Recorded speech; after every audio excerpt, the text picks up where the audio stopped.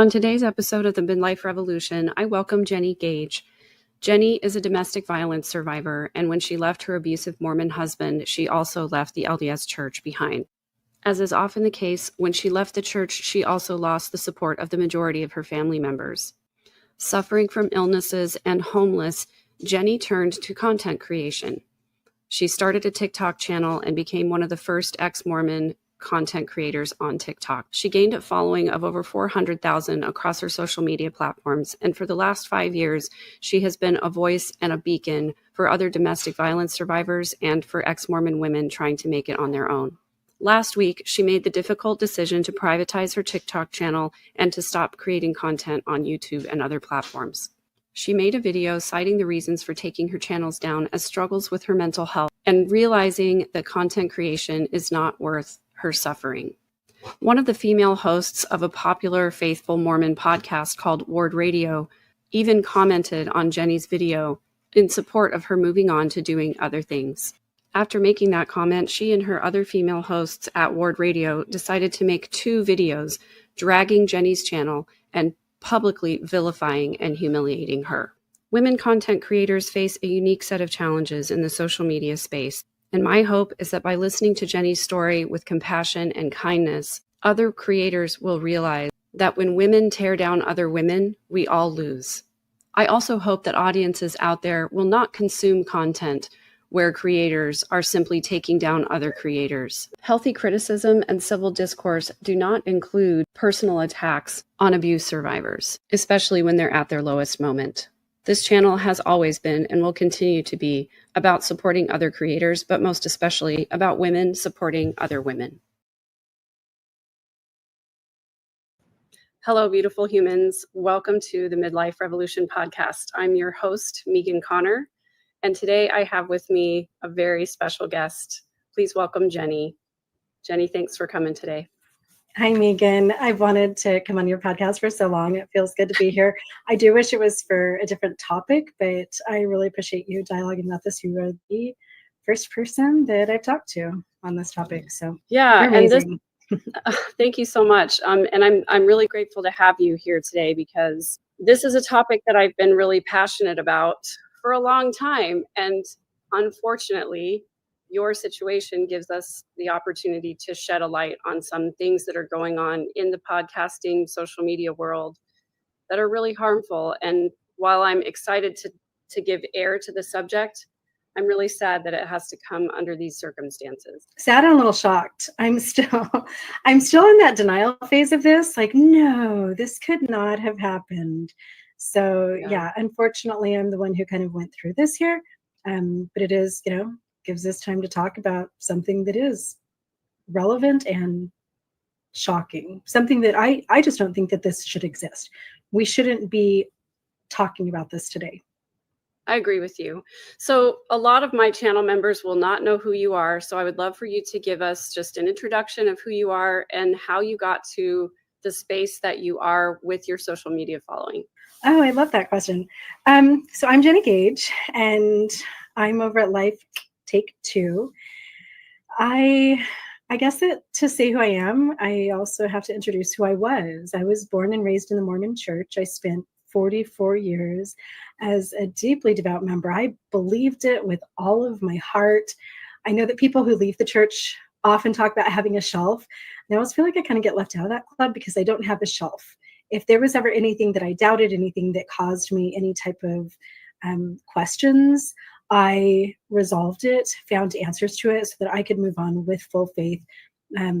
My ex-husband and I were temple workers really young. I was called into my first Relief Society presidency at Rick's College when I was 17, served in multiple Relief Society presidencies, young women's president, primary president, and never missed a Sunday of church unless truly there was something horrible going on.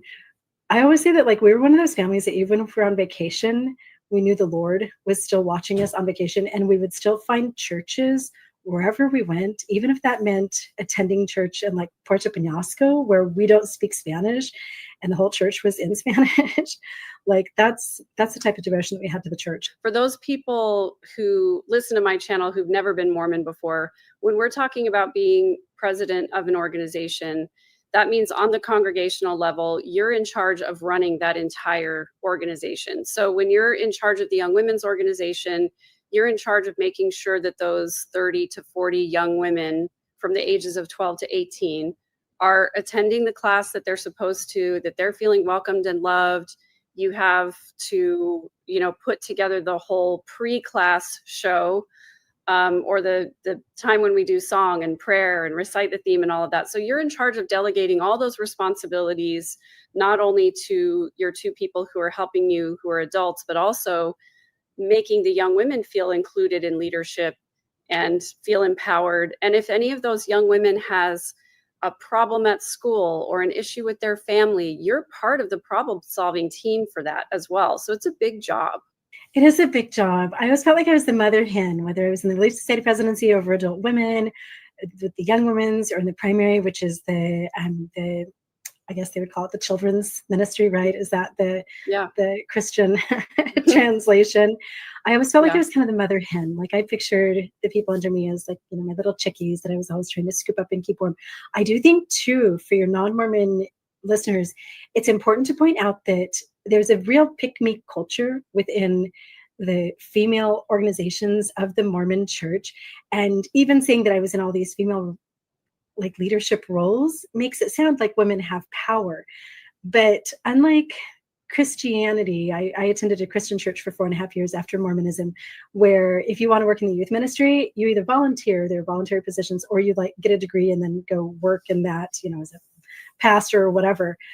In Mormonism, you wait for the most powerful man in the group, which is usually the bishop or the stake president, to notice you, notice how righteous you are, notice how talented you are, and then call you to that position.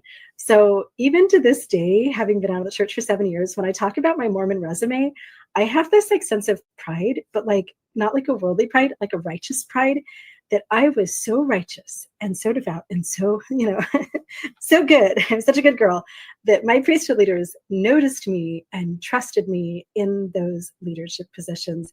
It's kind of unhealthy.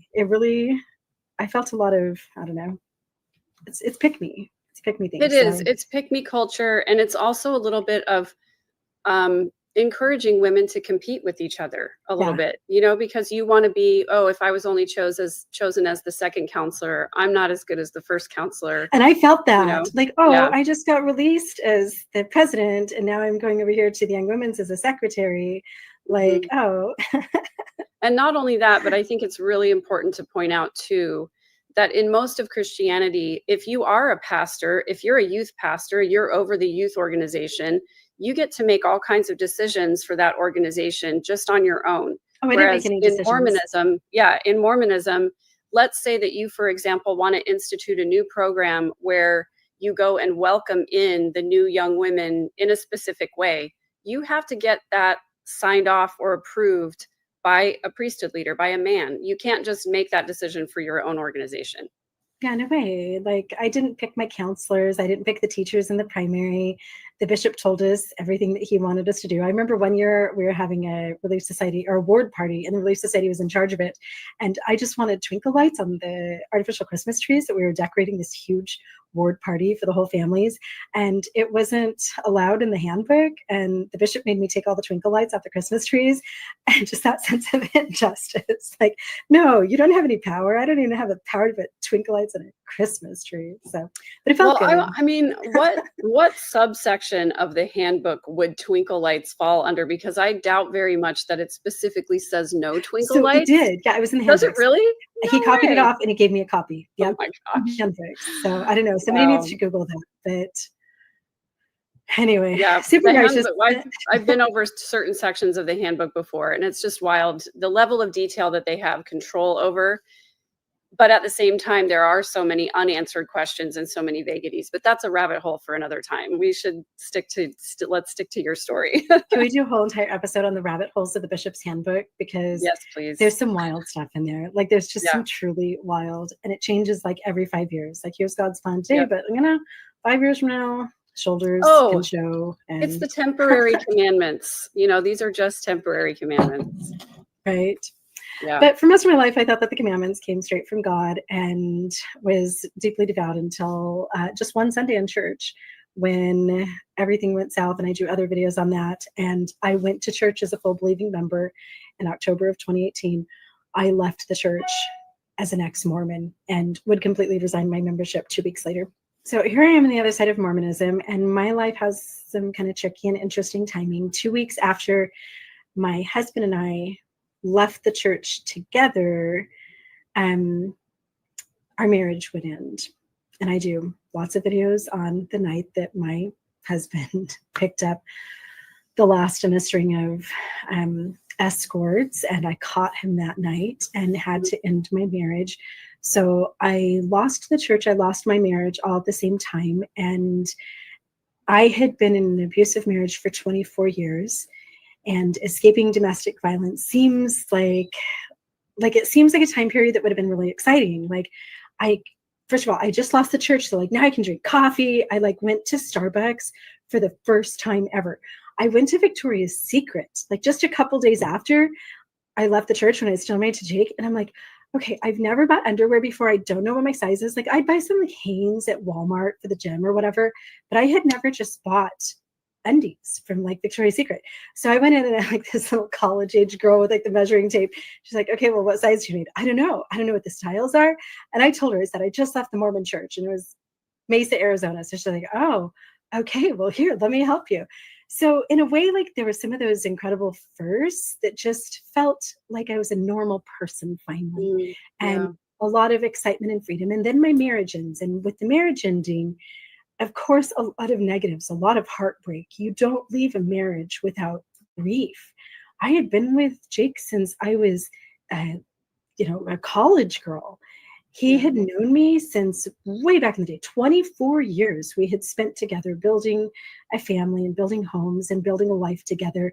And when our marriage ended, it was a period of extreme grief. But then also there are those little perks like, well, now I get to buy whatever sheets I want, and they're going to be pink flamingo sheets, and I get to have the remote, and I can do whatever I want to. Nobody's yelling at me. I have the freedom from not being with an abusive man. And I was given custody of the kids, so I didn't have to worry about the kids and things like that. Like, I just got to parent the way I wanted to.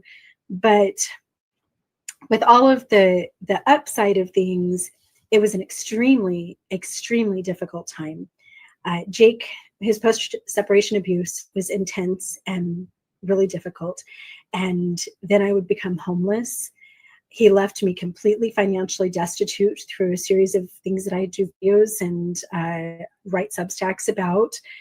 And me and my kids would all become homeless together. And that was a moment that was, to this date, one of the darkest days of my life. Packing everything up out of my home that I had lost because Jake stopped providing alimony, and putting everything in a little storage unit, closing the door, and driving each of my kids to a friend's home. They were just couch surfing. They had little Rubbermaid boxes full of everything. My daughter's a freshman in high school, and she's homeless. My son is a 5th grader, and he's homeless with this little Rubbermaid box. I'm sleeping in my car, sometimes staying with my new boyfriend, Kevin, but he was just renting a room. He didn't have a place for me to stay. I'd sometimes tent camp, sometimes couch surf, sometimes stay at my uncle's house, friends' houses, things like that. And I do have a Substack article that I'll get you the link for that, where I actually go through step by step that day that I became homeless. And as I was going through all of this, I started to look around and realize, like, I have a lot of friends who are going through the same thing. And I started to notice, like, we all have 2 things in common. We were all Mormon, and we all had horrible, toxic, like on the spectrum of from just toxic to life-threateningly, brutally abusive husbands. And all of us were like, I mean, we're talking like Gilbert, Arizona, Mesa, a couple of my friends in like Portland, Oregon, and Salt Lake City and stuff, who we had spent our trad wife years in these big, beautiful homes with all the stuff and the nice cars and the beautiful kids. And we had all lived like that until the day that we left the church, and however our marriages had ended. And as soon as everything collapsed, we were all like, I had a friend who was just sleeping in her mom's basement, not even like a nice house where she had space, like her and 5 kids sleeping in her mom's basement. Her husband repossessed her minivan while she was working in like the office of an elementary school. She's literally just sitting there working in a school, and her husband has the car repossessed. So then she didn't even have a way home. She had to get a ride. One of my sisters was working late nights in a nursing home. She had never had a job. She was getting divorced after 22 years. And we were all working minimum wage jobs, struggling to stay ahead. Some of us just completely homeless, others like staying with family members and things like that. And all of us undergoing some form of post-separation abuse, manipulation, and a total abandonment of support from our Mormon family members. So one day, in the middle of all this, when my life was just extremely dark, and we were in the beginning of this pandemic, I had seen one ex-Mormon TikTok video. My kids put TikTok on my phone. I was really, really sick. I was critically ill during this time. And my little kids are like, hey, there's this new TikTok app and you love it. Once it learns your algorithm, it's going to give you like home decorating movies and things like that.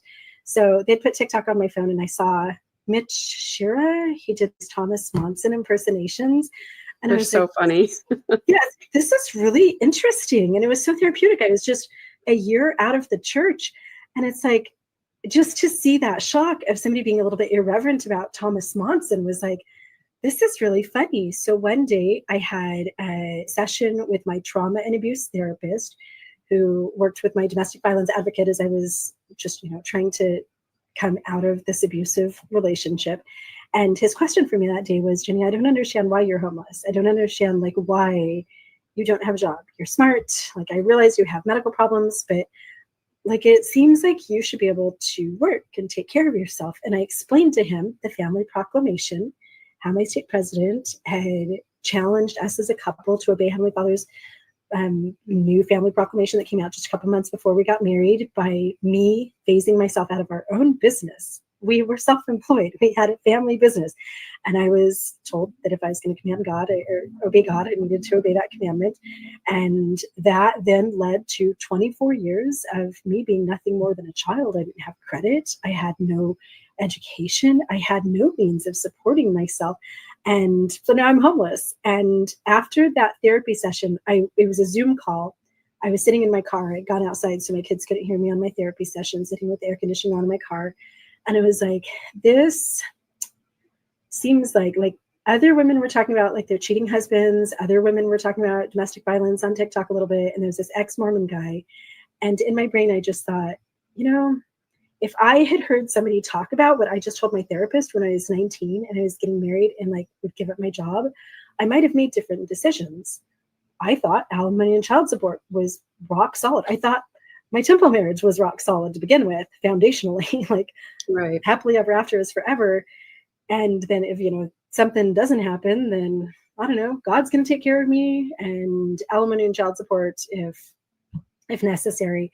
And that wasn't the case. So I went in the house, took a shower, put on some makeup, turned on my little phone, and did my first ever TikTok video about, want to know why I am unemployed and homeless as a 45-year-old woman, because my state president made me quit my job so I could take care of my baby because of the family proclamation. And that's back in the 60-second videos.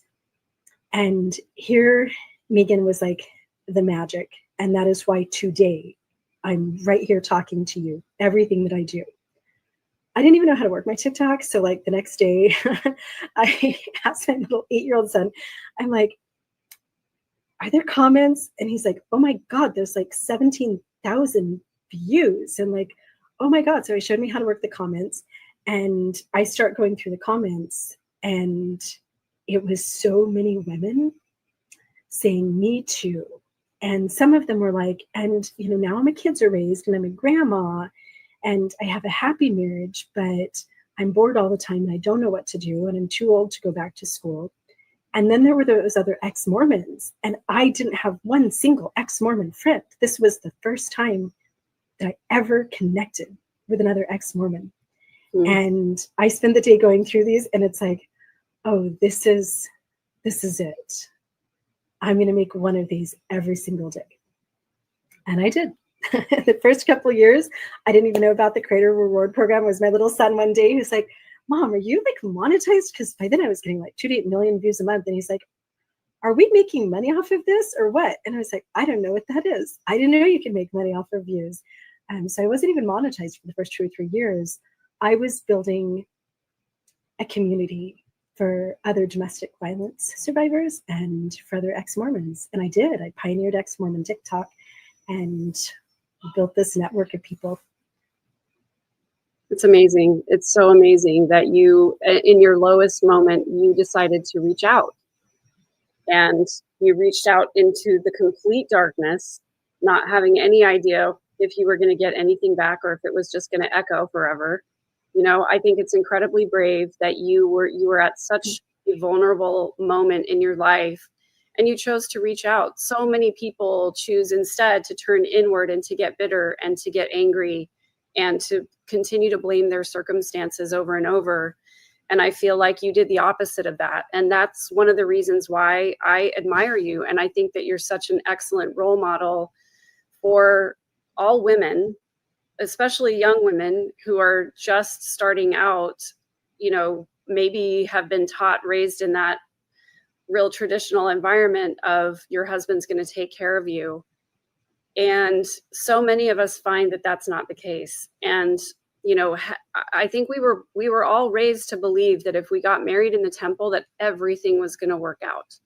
You know, it was like that was a safety net that covered everything. And there was never, absolutely. For me as a young woman, I didn't ever know anybody who was openly the survivor of domestic violence in any way. And so that didn't even enter my mind. What if that happens and you have to escape? Until I saw the movie Sleeping with the Enemy with Julia Roberts. I've never seen it because it was rated R, but I know what it's about. Well, I was rebellious and I watched it. Do you know that I had only seen like 2 R-rated movies? So for the past 6 years, my non-Mormon partner, Kevin, is like, he's always like catching me up on stuff. Like, you haven't seen Shawshank Redemption? You never saw this, you never saw that? So I have spent 6 years. Playing catch up, like we all do, you know, when we leave the faith, and then we're like, oh, I can watch this movie I've always wanted to see. But that movie was a wake-up call for me, because for those of you who haven't seen this before, Julia Roberts is married to an abusive man, but they're very wealthy, and she is she's a homemaker, and it's her responsibility to keep the house neat and tidy, to have dinner on the table at a specific time, and basically to, you know, be the punching bag for this violent man. And she makes a plan to escape, and she does escape. And I thought to myself, when I saw that, I had already experienced some domestic violence, but I wasn't really ready to admit to myself that that's what it was. I was still kind of blaming myself. I was in that victim mode of. Well, for most of my marriage, sorry to interrupt, we just called it fighting. Like I would tell my friends, like, me and Jake fight all the time. Like, to me, abuse meant my high school girlfriend, whose boyfriend, Sheila was her name, whose boyfriend Robbie would beat her up, and she would just like have a broken wrist and black and blue eyes. To me, that was abuse. And if he just got angry once in a while, sometimes it was physical, sometimes it was emotional, sometimes it was just a level of psychiatric terrorism that, like, you know, ran the gamut of things. Yeah. Like, to me, it was fighting. And I would tell everybody all the time. I would tell my grandma, me and Jake had such a big fight the other night. And then, you know, he slammed me behind the door. He did this, he did that. But that word fight, and I hear that from a lot of women. Of course, I've heard from thousands and thousands of women around the world. Some of them I've talked to personally, like just sat on the phone and listened to what they're going through or what they've just escaped. And I do hear that word fighting a lot. Like, we just have a really toxic marriage. We fight a lot. And that fighting kind of takes ownership. Like, I was responsible for that, despite the fact that I was just silently sitting at a table, chewing my spaghetti when he exploded for no reason, unprovoked. And me defending myself and pushing back, well, it's a fight. I was involved. Yeah. So I don't think that we had that verbiage. Right. We didn't. And of course, you know, coming from the culture of forgive and forget, coming from the forgive 70 times 7, I thought it was my responsibility to take whatever was given to me 490 times And, then on the 491st time, if it was still bad, then I was allowed to say something. That was the mindset that I was raised with. So I stayed too for a long time in an abusive relationship because I believed I was contributing or it was my fault somehow. So I'm glad that we're having that conversation because I think more women need to be aware of that. And Megan, I also felt like the temple ceiling was unbreakable.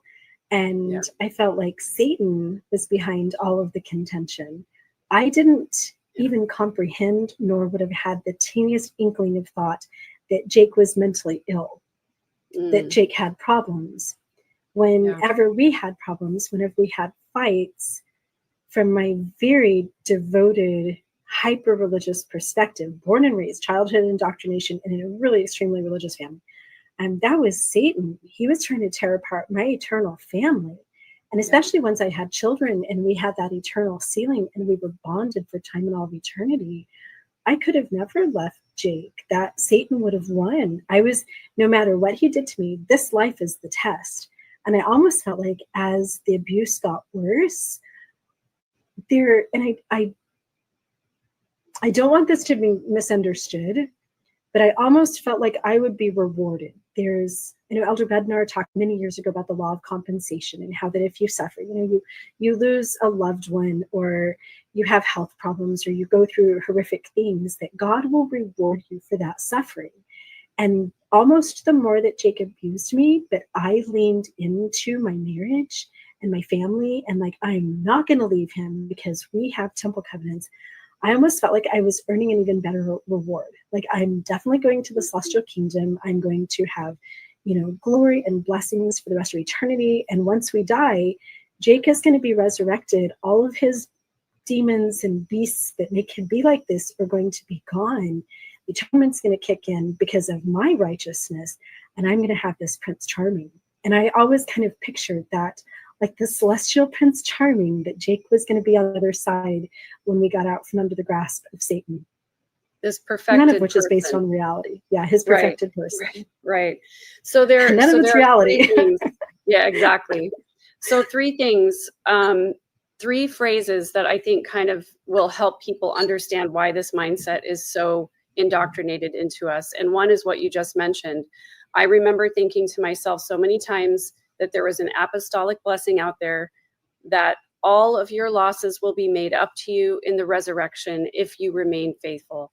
And I took that very literally. To the end. All of your losses. That means all of the time that you've lost in this relationship that has been abusive to you, and any children that you might have lost, or any money that you might have lost, or if you lost your home, or any of those things, all of those losses are going to be made up to us.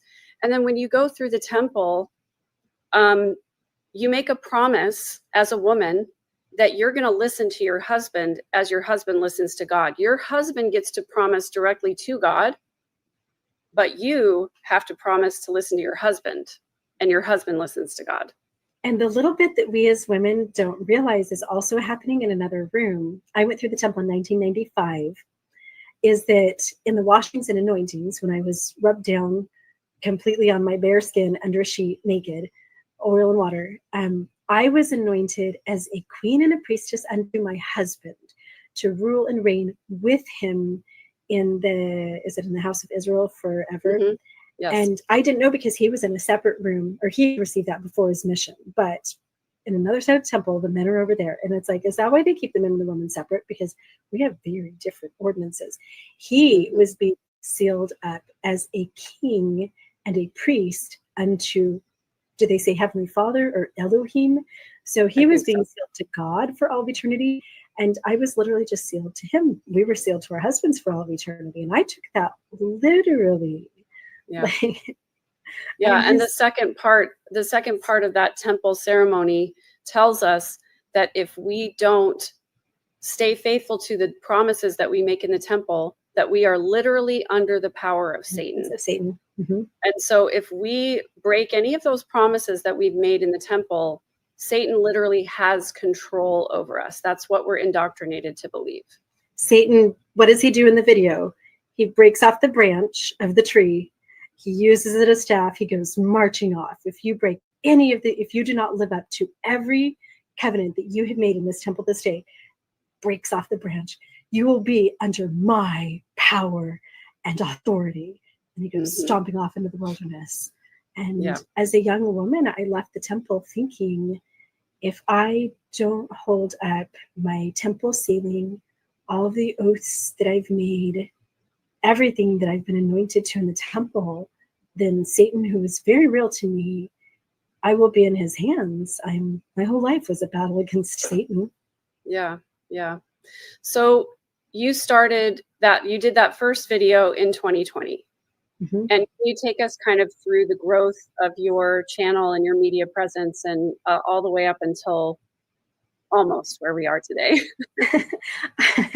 I do have to say, in hindsight, like, hindsight is always 2020, right? So now that I'm a 51-year-old grandma who has almost 7 years out of the church and a little bit more space and foresight, I don't know that I would have done things the way that I did in the beginning. But we were all kind of feeling our way through social media in ways. It was all new, like the TikTok algorithm. I had a social media. I had a huge podcast. I had been a Mormon homesteading trad wife influencer, had a nationally broadcast radio show and stuff. And if I had like 500 views on a Facebook post, then that was exciting. And then the TikTok algorithm taking some of my videos to like 5 million and beyond, and a reach of 2 to 8 million a month. That's a different thing when you have that many people that are hearing your story, that are eyes on your life, eyes on your kids, eyes on your relationship. Those early days on my TikTok, I almost feel like I was just blindfolded and kind of just like feeling my way along. Like, I'd wake up in the morning and my audience, whenever you produce videos, you're always producing for an audience, whether it's marketing or you're just truly a creative and you want to tell stories, poetry, creative productions, whatever. You always have that audience. I want to reach teenagers that I can inspire them to get out and exercise or whatever, or I want to reach young moms and help them come up with healthy solutions for their kids. You always have that target audience. I am my target audience. And this is in part because of my trauma and abuse therapist, who would ask me, what did 19-year-old Jennie need to hear? Yeah. My therapist, Nicholas, while he was extricating me from abuse, while I was still married to Jake, while he was still harming me, endangering me, and threatening my life, my therapist knew that adult me was trauma bonded and had a really difficult time stepping away. But he would take me back to a couple weeks before I met Jake. If you could whisper something to 19-year-old Jennie the day before the water ski date, what would Jennie need to know? And that's kind of how I view, like, every time, like, I'd pick up my phone in the morning and I'd think, what would 19-year-old Jennie need to have heard about the temple? What would 19-year-old Jennie need to have heard about getting married to somebody that you had only known for 6 weeks, or the fact that your bishop forced you to marry him because he had sexually assaulted you? What did 19-year-old Jennie need to hear? And all of my videos were just that. And I don't know if my audience even realizes, but that was my audience. I would get up every day. I was critically ill. I was hospitalized. I've had 7 surgeries in the past 3 years, dozens and dozens of hospitalizations throughout the whole time. And when I began my TikTok, I had been homeless, had just moved into my uncle's abandoned guest house that he had done some renovation on and that I was helping to fix up. Kevin was still my boyfriend. He lived in a totally other city. And I spent 22 hours of every day either sleeping or at doctor's appointments, critically ill, and then would almost die of COVID and things. But I would sleep all day, and then I'd kind of like lay there thinking of what's another topic that people would ask me questions and stuff. So I'd have response videos.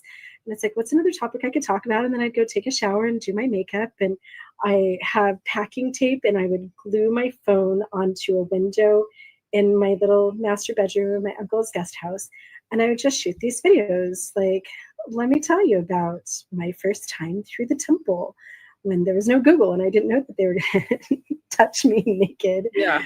And the thing, like, as I went along, I started to get feedback from other people that like we were all going through these experiences feeling very much alone, and especially alone in our emotions. Like I left the temple shook, feeling like I had been molested. Like I didn't have Google. I didn't know that they were going to touch me naked and stuff. And everyone else was coming out of the temple.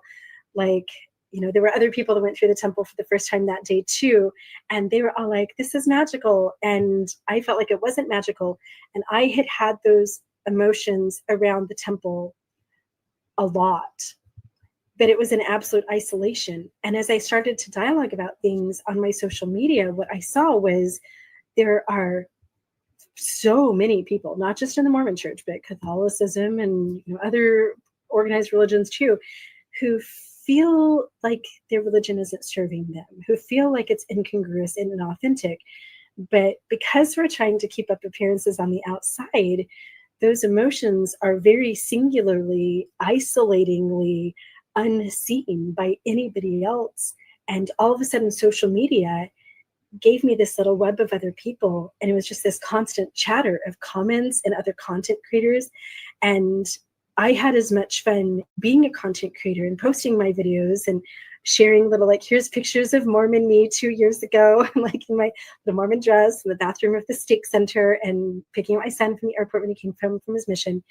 But I also had so much personal benefit from watching other ex-Mormon content creators. And it was always just like such an emotional ride for me. Like I would just turn on a video about somebody else's temple wedding being awful, and I'd just sit there and cry and feel so seen and so connected. And that intimacy of shared experiences on TikTok was the most healing thing. I truly don't know how I could have deconstructed the Mormon church, how I could have gone through the big things that I was going through in life if I hadn't had that network. Because, like leaving the church, I lost all my family long before I TikToked.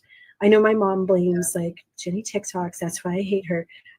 2 years before I had ever done my first video, my family had already ghosted me, disowned me, and it was a pandemic, and it's not like any of us had a lot of other friends or family around. And I was a divorced woman living in a brand new town, and social media provided so much community for me.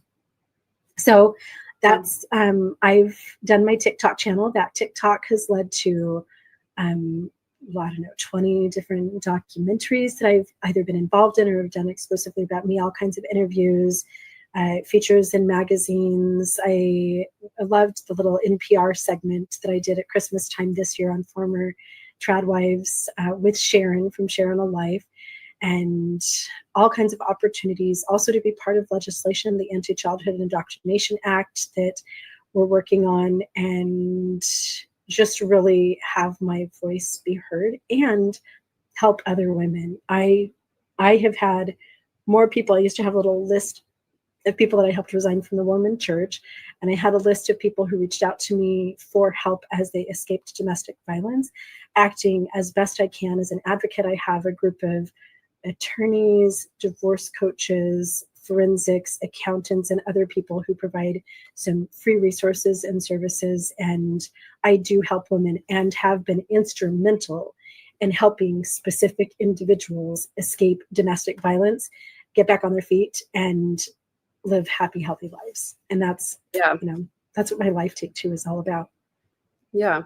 So I want to make sure that we get all the links from you so that we have resources, because I know that we'll have a lot of women watching this who need that kind of help and those kind of resources. And I want to make sure that we provide that for them too. Perfect. And I have been putting all of my resources, and a lot of the stuff, of course, there's attorneys and coaches that you can spend thousands of dollars on, but all of the people that I refer people to do have free resources. They have newsletters. They have like the divorce attorney that I refer people to, who's a tiger with domestic violence. She has like a $30 a month app membership thing that you can do where you get access to the attorneys. It's called Win Without a Lawyer, or Win with Law School. So for $30, they help with all the filing. They give you access, countless educational resources, and then just all kinds of freebies. So I have been putting those on, and I'll make sure that you have all those links for anybody who needs those. Yeah, that's amazing. Thank you. So give us an idea across your social media platforms. You have TikTok, Instagram, you've got or had a YouTube channel, your podcast or whatever. What was your reach like? How many people, subscribers, whatever, did you get up to as far as people seeing your videos and your content? For most of the past 3 years, I've been at around 400,000 followers on TikTok. I do have Instagram and other platforms, and we had a podcast and some different things too. So 400,000 followers. That's down a little bit right now. I've actually been dropping followers left and right. If anybody doesn't have a username and stuff, I'm going through and weeding out, and I've privatized my TikTok. And my reach for the past 3 years has been between $2 and $8 million. $2 and $8 million. That would be great. Like a few $100s a month, but 2 to 8 million views a month has been my average reach. In October, my TikTok account was mass reported and demonetized, and for a short period of time was actually taken down. And I transitioned over to YouTube. I'd been wanting to do longer form videos and a podcast and some different things. So I've been on YouTube since October, and my YouTube is tiny. It's, I think, like 18 something thousand people. So certainly not what my TikTok is, but slow and steady growth. And I have just an incredible group of subscribers. I always tell my subscribers that my favorite part of my channel is hanging out in the comment section, and until the word radio thing and some other bullying that I've been undergoing, that's truly my favorite part, because I have like grandmas from South Africa and Australia and England and France and Germany who will write these huge long comments with advice on some things I can do to like maximize my income and plan for retirement and relationship and parenting advice, and just other women sharing their story, which then again reinforces my desire to continue sharing stories, because those stories are the power for change. So that's where I'm at right now. Yeah, I agree. I always say that too, that my favorite thing about this space and my audience, which is very curated, 98% positive. My comment section is a beautiful, safe place. I always say that hearing other people's stories is what empowers us. It really helps us to make those positive changes in our own lives, because we get inspired by seeing someone else make a change and have it impact their life in a positive way. And I think the stories are so powerful and important. So your message throughout your time in social media has been one of hope for other survivors of domestic violence. You talk about your relationship with your ex. You talk about surviving mental health struggles. You talk about leaving the church and your negative experiences with the church. And your message, as far as I know, hasn't largely changed over the last 5 years. Is that true? I don't think it's changed at all. I'm probably a broken record. I do want to address really quickly, because this is a topic of conversation on our discussion of Ward Radio, mental health. And I've actually been considering, like, I need to publish my mental health records. I need to just screenshot some of my things. I do not have a mental health disorder. I have a mental health injury. I have complex PTSD, which is the result of relational abuse. I do not have depression, anxiety. I don't have anything. That's the one thing. I have terrible physical health. I suffer with an autoimmune disorder and have had, so many hospitalizations, so many surgeries, so many problems. But I just got lucky in the mental health department. I have, I enjoy a happy life. But because of the abuse, and especially maybe like the last 5 or 6 years of my marriage that were just daily terrorism, I have a mental health injury in the form of post-traumatic stress disorder, which even like if I'm in a small room with a man who's a little bit taller than me, I can go into like just that evocative cue of the certain, tilt of a chin, certain height, certain tone of voice can send me into a PTSD anxiety attack with dissociation. I was not born like that. That was an injury that was given to me by my ex-husband. Yeah. And it's so one of my biggest challenges in life. Yeah. And it's so important to talk about. I think a lot of people think of PTSD as a single event trauma and a certain type of trauma. But I also suffered from CPTSD. It's a collection of traumas, and it is possible to work through it, but the injury itself never really leaves you, because I can attest to this. I stopped going to regular therapy probably about a year ago, but I still do check in and do EMDR sessions with my trauma therapist from time to time, because there are still traumas that live in my cells that I have fragments of memories of, but I don't remember them entirely until I'm in a specific situation. And then something comes up and it re-triggers a trauma that I haven't processed yet. So even though I like to refer to myself as mostly healed, it's never a complete thing, because you never know when something else is going to pop up in your life that's going to make you feel the same way that you did when you were traumatized initially. Can I share something with you that like people on camera would never see? Sure. It's only been about a year that I've been able to, I'm like embarrassed talking about this, sit down at a table and have a meal with people. Because all my abuse happened at the dinner table. We had 5 kids. Jake would be gone during the day. He'd come home at dinner. And I just think that there was something about the intimacy of sitting down at a dinner table and just kids and babies crying and all the hubbub of that would trigger Jake to be especially abusive at meals. One of the first things that my trauma and abuse therapist had me cease during him trying to get me away from Jake was actually sitting down at the dinner table. I have a little TV tray that he had me buy, and he's like, we have to stop the dinners because they were dangerous to me. Jake would throw things at me. I would be wanting to unalive myself during dinner because there was so much intense abuse, and Jake, abusing kids and stuff at meals. I also grew up in a home where mealtime was a shit show. So I have never sat down and eaten. If I have to go to a restaurant, I have panic attacks, PTSD panic attacks going to the restaurant. And even in my own home, I couldn't sit down at the table with Kevin. And it got so bad that whenever like my stepkids were over and there were a bunch of people at home, I would have to take my dinner down the hallway, because my PTSD is such a disability that I could not even have a meal with my family. And I've had so much intensive therapy to get me, and just I did a Substack article on it just 3 weeks ago. Like 3 weeks ago, I had some neighbor girls come downstairs. We live in a condo, and I cooked dinner for the neighbor girls, and it was the first time in so long, I cannot remember, that I've been able to have, and they're not like my kids or like a really close family member. There's also that friction of like they're just neighbors that I don't know that well.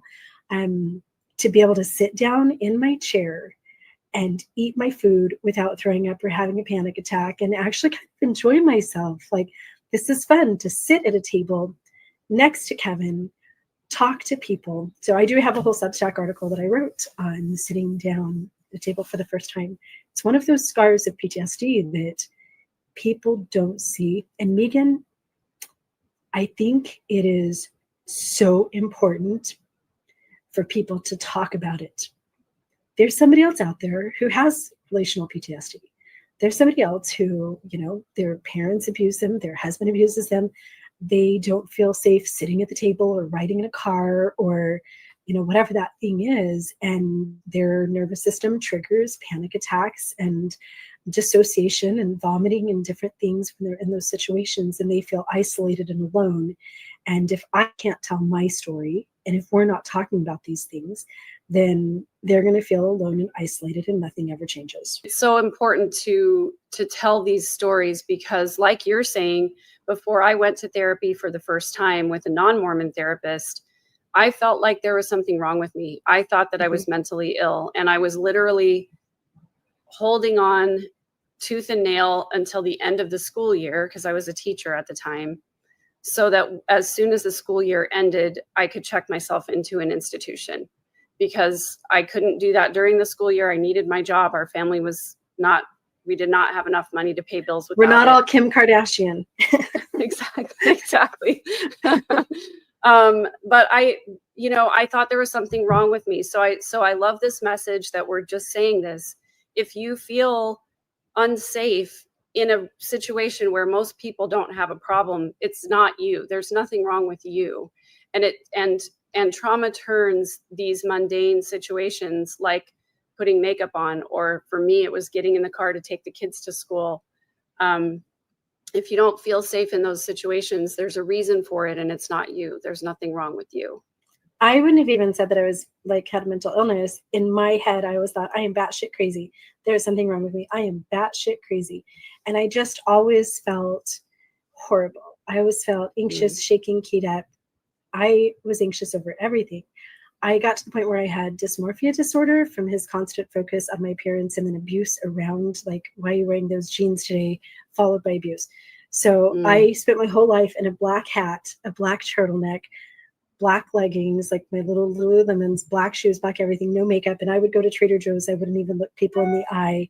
And if I ever wore like a pink shirt, then I'd have PTSD panic attacks, because that triggered me that somebody was going to pay attention. And I just thought that I was crazy. And the most important bit of this conversation is that there is help and healing.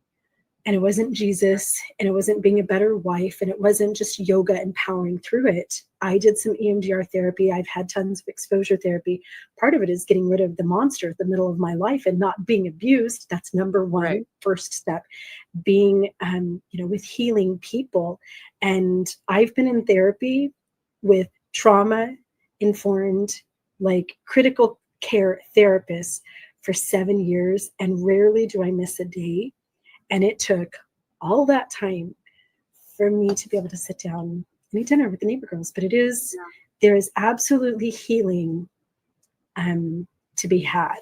So yeah, if you're feeling those things, relational PTSD is huge, and it's crippling. For me, it was life-threatening, and sometimes still is. Yeah. Thank you for sharing your story. Thank you for trusting me with it. And I know there are people out there who are going to hear this and who need to hear it. So I'm always happy to have these conversations, because as horrible as it was, for me, the whole reason I got into talking about this in the first place is because I wanted people to know they weren't alone. And I wanted people to know that it's possible to heal and move on and have a happy life afterwards. So let's talk about how we got to where we were. What was it, 2 days ago? You tell us the time frame, but I guess the confusion for me is I don't understand why you were attacked now. I'm attacked online all the time. Okay. So maybe let's just have that conversation. First of all, like putting yourself out there as a woman in the social media space. Tell us what that's like on a day-to-day basis for you. I get bullied for a living. It's just as simple as that. And it's funny how in the beginning, there was so much benefit to what I was doing. I had all of these other ex-Mormon friends. Like most of my current real life friends are other content creators I've met on social media. Beth and Julia and like my real life friends, Spencer, real life people that like, these are my friends that I turn to for everything. Joe, who's my co-founder at our atheist church, Korahor, or other content creators. I had so much benefit. And then of course I was making a little bit of money off of it. Although I'm not like Charlie D'Amelio. My income off of my views is like, TikTok is currently like $30 a month. My YouTube, I just stopped YouTubing. So this month I will have virtually nothing from YouTube. There was so much benefit that those little hits of abuse, which also I had spent my whole life being abused. It's like, okay, so I have a stalker and I have people who, there was an actual death threat at the beginning that I reported to the sheriff, and then just lots of hate, like just, I fucking hate you, you're disgusting, I hate your eyebrows, I hate your voice, like no wonder that guy cheated on you, you're a worthless piece of shit. Every single day, when you have 2 to 8 million comments and or views per month, in the beginning, like TikTok didn't have all the AI stuff that kind of like protected. And like now we do have a little bit of protection, but not that much. If I was going through comments, I would have a huge percentage of them that were just hateful and terrifying. And then in my personal life too, my mom freaked out.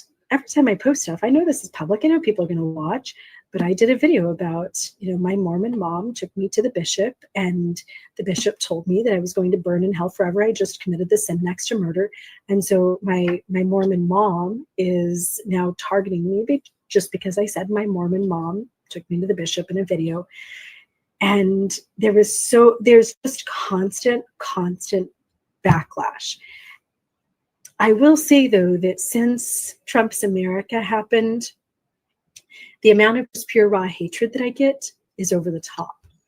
Being a woke atheist, post-religious, anti-Christian, anti-Donald Trump feminist online is no longer acceptable. And they're allowed to say all the quiet parts out loud. And I have more hate, more specific threats, more just people's, I wish you were dead in specific ways, why they wish I was dead, than I have ever had in the entire time that I've ever done this. And it's been getting to me recently a lot. And it just makes it so not worth it. Like, I spend the time doing a video because I want to help people. I have people who rely on me for continual content on ideas of, how to financially structure your marriage, and how to deconstruct after you have a faith crisis, and how to have a happy new relationship, and all those things that I produce content about. And here I am, a domestic violence survivor who has very few friends, no family, constant health problems, in and out of the hospital, PTSD, and my life in real life is happy, but certainly by no means easy. And then I'm online fielding all of this hatred all the time, and it's really been getting to me just so much recently. Yeah. And I did a different show with Coach, and that whole week, so I have a female stalker who found my phone number and my address and just is a weirdo. And it's just kind of unsettling, and just general hatred and different things from online. And I did the video with Coach about Michelle Stone. And even leading up to that day, I'd had so much hatred on my platforms that going into that, it was kind of intense. And I'd spent hours and hours listening to Michelle Stone's 132 Problems, and then messaging back and forth with Michelle herself, and feeling the weight of Michelle's going to be watching this.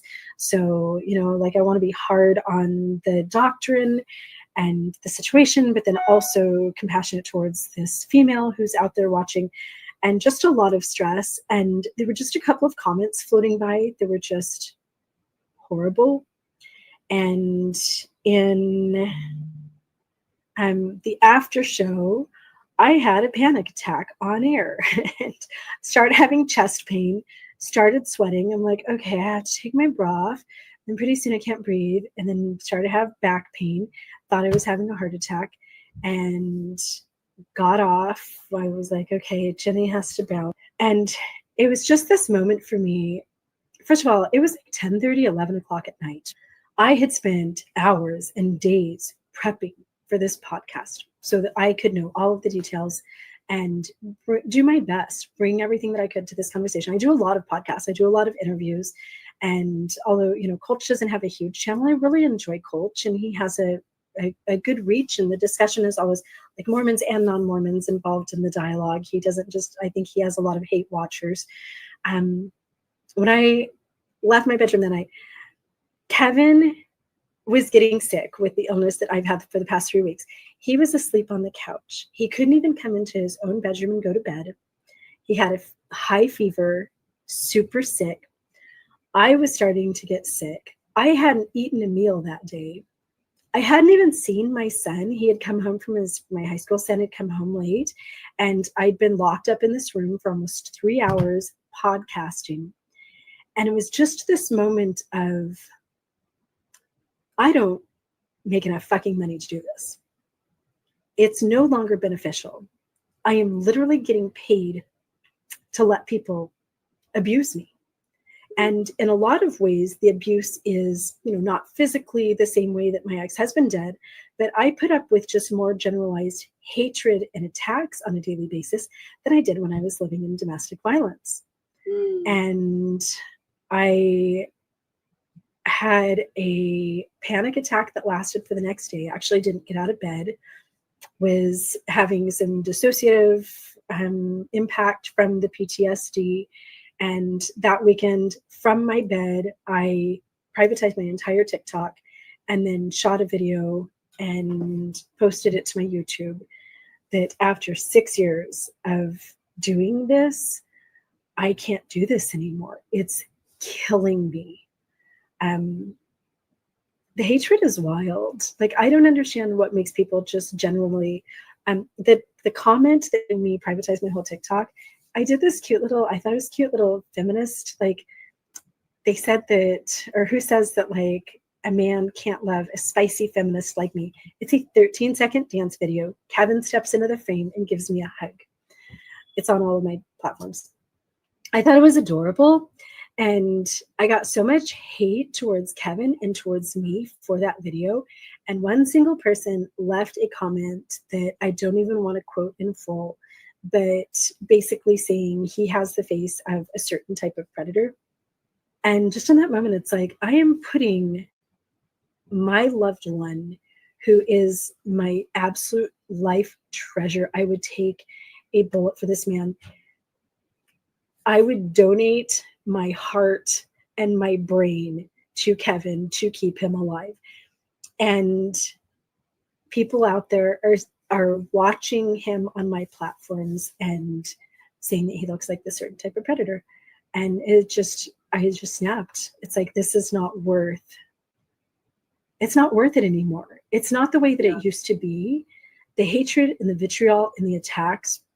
And the interesting thing for me is that it is always religious people. So that particular person who I reported and blocked and took down his comment, over on his page, like, he had his real picture and stuff, and it was like the American flag and Jesus, and looked like somewhere in the South. And a big majority of the people that bully and attack me online are Mormons. They're the Mormons and the Christians, and they are who come after me in the most violent, horrible ways. So is there a way for us to show your TikTok? Like, can I share my screen and share that TikTok dance, or is it's totally private? It's on my YouTube too. No, yeah, it's on my YouTube. So you can still watch it on my YouTube. Okay, so I thought this was just so, like, I don't know, like, I don't want to be one of those feminists who, like, I'm not 4Bs. I'm certainly West 4Bs with, like, don't get married till you're 25 or whatever. But I'm not like choice lesbianism. Let's all just, like, cut the men off. I think that humans do need relationships, and if you're heterosexual and you find a beautiful man, then certainly they can benefit your life. So I'm all about, like, you can be a feminist and still have a life partner who is a man. I think that that's important. It's not one or the other. It's not you're a feminist or you have a man in your life. Yeah, and there's something to be said for, become the healthiest version of yourself that you can, and then find somebody that complements your life rather than trying to look for someone to complete you or to make up for whatever it is that you feel like you don't have. So I just want to play this real quick. I think it's super cute. Thank you. That was rude. That was pretty fucking rude. So, I mean, that's it. It's just cute, honestly. So you got a lot of hate about that video. And then what made you a target for Ward Radio? I would love for Ward Radio to comment and tell us what made me a target for Ward Radio. Am I allowed to say fuck on your show? Or, like, my grandmas don't like me to cuss. I have no fucking idea why Ward Radio targeted me. I have absolutely less than zero idea. Is it just because I'm Mormon? I'm existing, or I'm ex-Mormon. I'm existing out there in the world as an ex-Mormon. I have less than zero idea. So what I didn't realize, one of my subscribers actually pointed this out to me. So I posted a video from bed. That day I had a fever of 104. And I was sick, and I was still having the PTSD, dissociation, total mental health crisis, had to reach out to my therapist from just the targeted stuff. And then my experience on Colch's, not because of Colch, because of the jerks in the comments on Colch's thing and just the stress of the situation. So I post my video that I'm leaving YouTube. I privatized my TikTok, all of this from my bed. And I do remember actually reading this comment. Someone named Charlotte Barnes, right? Yeah. It's Charlotte Barnes. And I'm going to say her name for everybody because she's a public figure. So Jonah Barnes of Ward Radio's wife, but I didn't know that. I saw this cute little Charlotte, and Charlotte's comment seemed really sweet. First of all, my subscribers were all stunned. Like, wait a minute, hold on. Okay, you post videos every day, and now all of a sudden you're just going off air. Like, what is happening? And she commented, this sweet little Charlotte, life take 3 begins. I wish you the best as you move forward into your future and leave your past behind. I'm just going to show this because I have this. You texted it to me and I have it on my screen so you can see there's the video that Jennie posted. And then there's the comment from Charlotte Barnes. In this video, I do clearly talk about I'm like having a mental health breakdown. This is destroying my life. I start the whole thing with I get bullied for a living. Every day I post content, and the hate and the harassment is destroying my life. I can't do this anymore. And I'm brokenhearted about saying goodbye to my subscribers. I didn't even have a plan. I just privatized my TikTok, and then I got the Indeed app on my phone, and I started looking for other jobs, and I picked up a second social media client, and we're just not spending any money. Like, I have to quit this. Okay, so it's a really sweet comment, right? And I was trying to answer all the comments because I did have a lot of people who were like, what? So here's my response to this, sweet Charlotte. Yes, I've been living my Mormon life out on camera for 6 years and have never been able to just heal and move on. And that's the truth. Like, I was documenting escaping domestic violence while I was actively being targeted and threatened by my ex-husband, while I was actively homeless and in poverty and then in the hospital. I did live streams from the hospital after having a giant section of my colon removed. So it caught up with me this week. I had a panic attack on air with another podcaster after a long day of film and edit, having read the journal entry from the day I met my monster ex-husband for a video. That was so unsettling. I've never read the entry from when I met Jake, and I read it on air, and it was already giving me panic attacks. So I pushed myself into mental health crisis for my channel. It was a profound wake-up call. You clearly got that little bit about mental health crisis there, right? Yeah. I'm stuck in life take 2. What even does the next act look like? I've outgrown all of this and can't stay stuck for the camera anymore. It's been the best week in years since shutting everything down. Amazing. Like, not easy. I was sick and we were dealing with some like financial things and personal things, but not easy. But it's been a bumpy road this week for so many reasons, but happy. I am smiling all the time. That's all in capital. Happy, smiling all the time. I had about 3 days there that I didn't even get into my phone. I didn't click on TikTok. I didn't go into my YouTube comments. I didn't think about anything. For the first time since October, I woke up in the morning and did a little 10-minute yoga thing. I haven't done yoga for years. I went for a walk. I ate food. There's a homeless person. His name is Caitlin. We feed him and take him clothing. I actually had breakfast with him this morning in a restaurant. He lives in the wash behind our house. I went and saw Caitlin, took him some clothes, took care of him, hiked, just watched the sunset. For the first time in years, nobody was attacking me. I didn't wake up in the morning to people who hate my nose, hate my hair, hate my eyes, hate my husband, hate whatever. The only people around me were like the birds, my family, the neighbor girls, the kids upstairs. And I was so happy.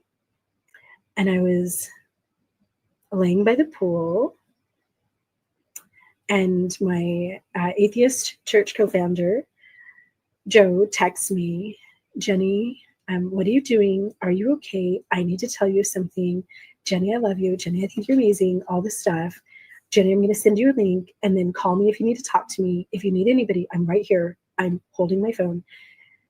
Ward Radio dropped this episode calling me a despicable liar And specifically, the little bit that just makes my skin crawl was, I would love to talk to her ex-husband and ask him, like, I feel so bad for him. I'd love to ask him what it was like being married to a crazy person.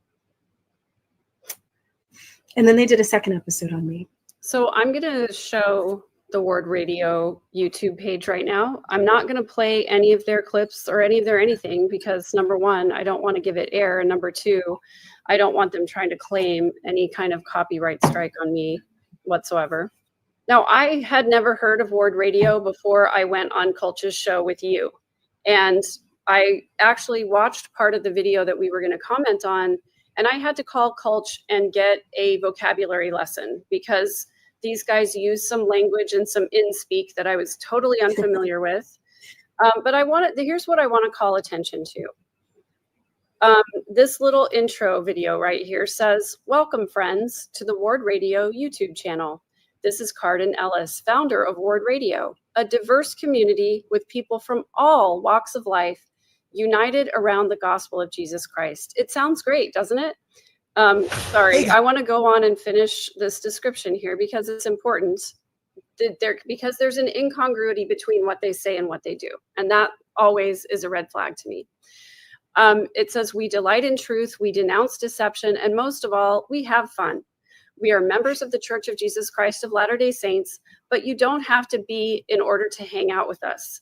We respect and admire all true adherents to Abrahamic faiths and hope you will join us in defending faith against those who would say, quote, 'You're stupid if you believe.' We talk anything and everything tangential to the Mormon Church and hope you will join our community both here and on the links provided below. They have an Instagram, they have a TikTok, they have a Venmo, they have a Cash App, they have a PayPal, they have an Amazon wish list. They sell a replica of a widow's mite for $39 on their website." Just wanted you to know who these guys are. And if we go back to their homepage, this is their home YouTube page, you can see this video right here of Jennie Gage. It says, she got caught, anti-Mormon savagely debunked by active internet sleuths with receipts. And is that the first video or the second one? Yeah, and then the second one is right next to it where it says anti-Mormon YouTube shakeup, and there's a picture pointing to me. Okay, so it's right so here. there's two. Okay. They did two about me. I think they include some others in there. Is it okay if we read some of the comments? Oh, please. And here's Charlotte Barnes. She is the one who left that sweet comment, right, for you, Jennie? Is that the right person? Charlotte Barnes, 2 days before they dropped these videos. Charlotte Barnes. Oh, look, it's time for Life Take 3. I didn't know who she was. One of my, that was just last night. I was already like in my pajamas, teeth brushed, getting into bed when one of my subscribers reached out and said, "This woman is Charlotte Barnes from Ward Radio. She's Jonah Barnes' wife." So that right there is the woman that I told, "I'm in a mental health crisis. I have to take a break. I can't take the bullying and harassment." And then she proceeded to go to her colleagues at Ward Radio and make a plan to bully and harass you further, even after you had privatized your TikTok, shut down your channel, and said that you were in crisis. So these are followers of Jesus Christ. These are Mormons. These are people who profess to be Christians. I have to point out, too, that like in addition to all of that, this is a professional podcast that's heavily funded, that has a production team, that has a lot of people behind it. I am a solo content creator. I don't have anyone who edits anything. I do the scripting, the videographer. I do everything, the editing, the posting, the thumbnail, managing all of my comments. When I'm working with documentaries and things like that, I do all of my own press packet, all the email communications back and forth. I do everything. I'm a solo content creator. Every once in a while, one of my teenagers will help me with like some graphics or effect or something, but it's just completely me. I am not part of an organization. I do not make very much money off of it, and there's nobody else who helps me. I'm just a private citizen. I'm just a mom and a woman over here putting up my story on social media. This is one of the biggest Mormon podcasts. I don't know of anyone that's bigger than them.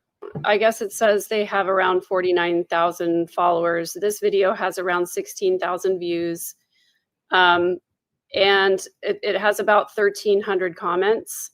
I saw your comment response, which I thought was wonderful. Yeah, I put a couple of comments. I think I don't know, I maybe have like 3 comments in there. I'm not sure.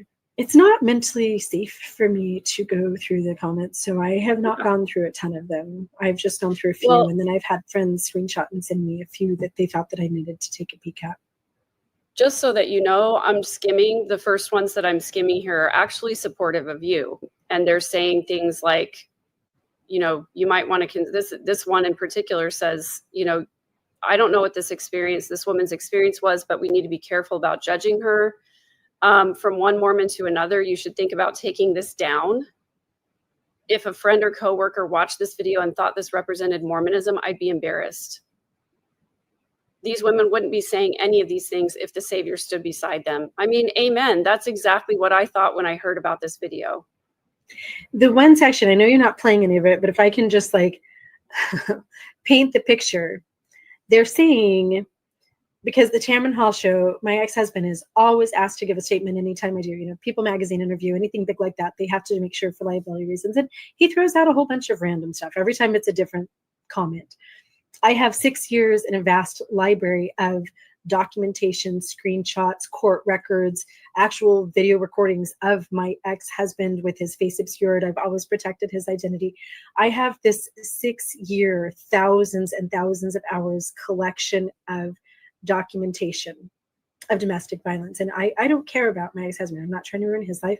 I protect his identity. What I do care about is patriarchal systems, women in life-threatening relationships, and the Mormon church and other structures like the Mormon church. I also care about our divorce system, which is very much broken and doesn't protect women. So they say, you know, on this Tamron Hall show, her ex-husband says, none of that's true. Like Jennie's lying.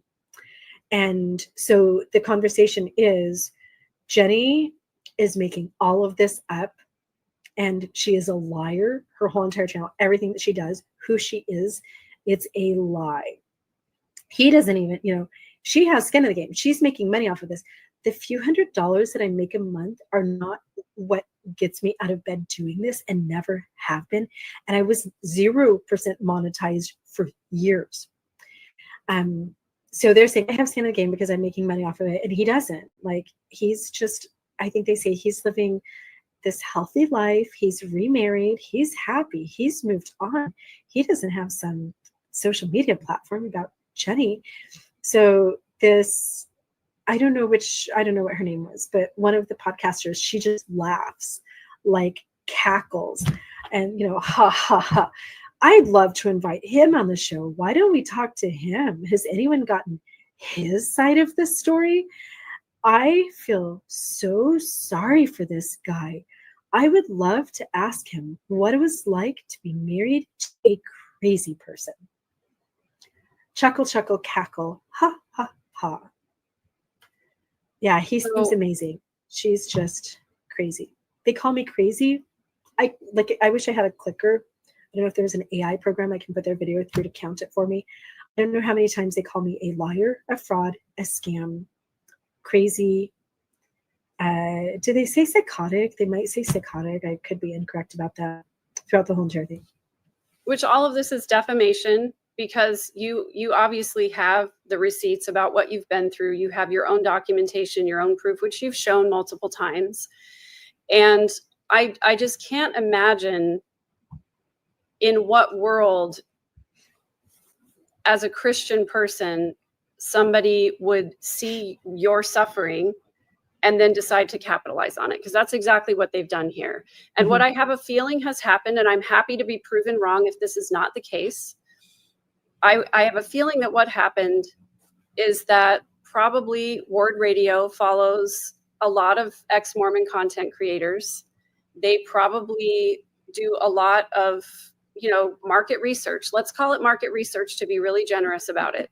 They probably try to make sure that they keep tabs on other content creators who are creating negative content about the LDS Church. And they spend a lot of time commenting on that content. And my guess would be that this podcaster followed your channel because she wanted to know what you were saying about Mormonism and if there was anything worth them commenting on, which all of that is fine. But then when she sees you going through a crisis and taking your channel down, she takes the opportunity to comment on that video and then immediately go Very and predatory, so predatory. exploit the situation. Exactly. And the only thing, now I've been kind of racking my brain, like, why would they target Jennie? Okay, well, she's somewhat successful. You've got a big following. You've got a lot of people who listen to you, but you're also teaching women how to empower themselves so that they don't end up having their lives ruined by an abusive man. And when women empower other women, it is threatening to insecure men. It is threatening to men who only have patriarchy on their back. That's the only thing that they have supporting them. Without the patriarchy, there are certain types of men who would not have a following, who wouldn't have a career. And so when women stand up to challenge that, it threatens them, and they feel like a caged animal, and they feel like they have to scratch back.